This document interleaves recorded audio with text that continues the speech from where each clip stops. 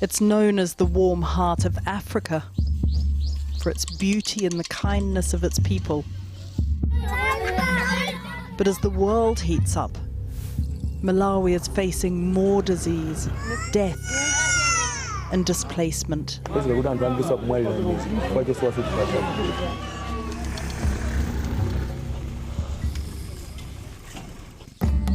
There was once a road here, uniting the southern Malawi village.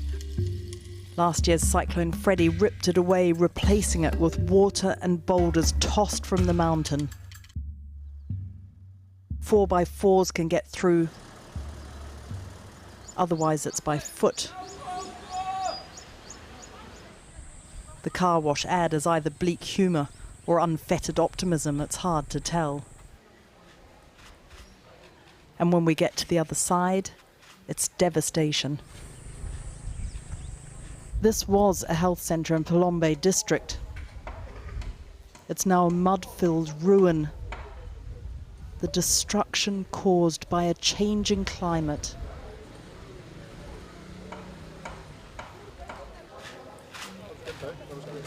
You can see just how quickly this place was abandoned after the rains and the boulders came down. These are the health records, and actually as I'm looking at them I can see names and conditions. I mean, here's someone with epilepsy, another person with pneumonia, someone with malaria. I mean, it's just a whole lot of people's personal details. I can see on this one a name and an address and their condition. And let's not forget that these are people who now have no access to any health care.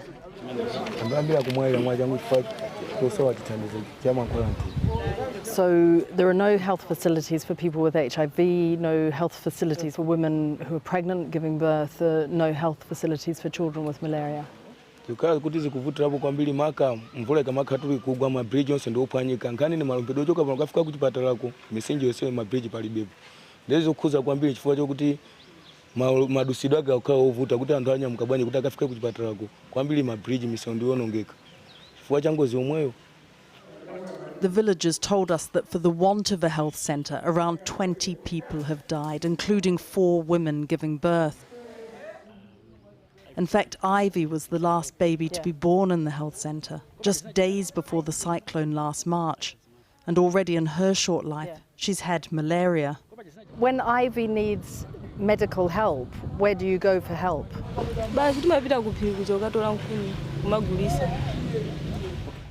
And this, so she can buy either private healthcare or painkillers. Malawi is responsible for 0.04% of global emissions, but is in the top 5 countries to be most impacted by climate change. When they look to the sky now, they fear the rain, and then they fear the lack of rain. Floods, droughts, strong winds affecting their health and their livelihoods. Malaria is endemic. They're in the midst of the worst cholera outbreak in 2 decades because of dirty, stagnant water. Cyclone Freddy was the strongest ever recorded. 1,200 people died and over 500,000 were displaced. The southern part of the country, the hardest hit. We travel 60 kilometers further west to another village. Half of it was wiped out, buried under this rubble. There are still bodies that have never been found. When you're talking about climate change, it is too easy to get immersed in the numbers and the data. But actually, it's the human cost that is so distressing. We've just been told about one boy, a 17-year-old. He was living just up there. He'd got up early on that fateful morning to go to the loo. As he turned back towards his house, it was swept away in front of him. Inside that house were his mother, his father, and his 2 brothers. 5 a.m. March the 13th. The time burned into the memories of everyone we meet in Ndachira. 11-year-old Victor Kanga was at his grandmother's house. That's now completely gone. Kunamveka ngati chiphalewale chikukwera mwamba nde ine ndikuzuka kuti nkasuzumire pa window nde chinangonditenga kumandipitisa panja nukandombesa pa nyumba zina ndomapita kumusi nakaphata paja nimaopa kwambiri. He was buried up to his neck. Yes. So basically. And still bears the scars.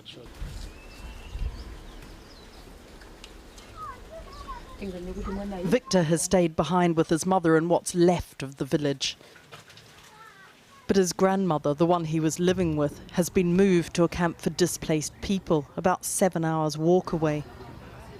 We tracked her down to her unfinished hut. Days before, the tents they were living in had become encased in mud from a heavy rainfall.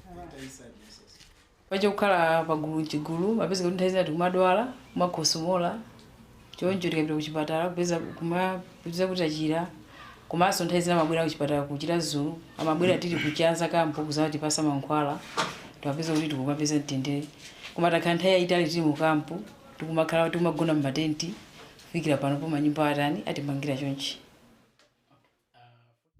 The nearest district hospital is about 20 kilometres away, and it's a journey that's almost always made on foot.